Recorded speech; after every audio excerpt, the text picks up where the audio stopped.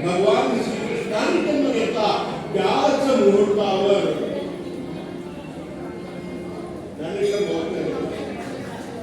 आणि दुसरा दुग्ध शर्करा योग ज्याला म्हणता येईल किंवा दुसरा अभूतपूर्व संयोग ज्याला म्हणता येईल तर ज्यांनी रामाला आदर्श मानून राम नामाचा मनामनात जागर करून समाजभर तयार करणं, राष्ट्रधर्म तयार करणं, महाराष्ट्र धर्म तयार करणं आणि त्याच्यासाठी केवळ आदर्श म्हणून प्रभू रामचंद्राला निवडणं, त्यांचा आदर्श पाळणाऱ्या समर्थ रामदास स्वामींचाही जन्म आजच्या दिवशीचा म्हणजे चैत्र शुद्ध नवमी दुपारी 12 वाजता सूर्यमाध्यान्नीला असताना त्रेतायुगात प्रभू रामचंद्र जन्मले आणि कलियुगात समर्थ रामदास स्वामी जन्मले.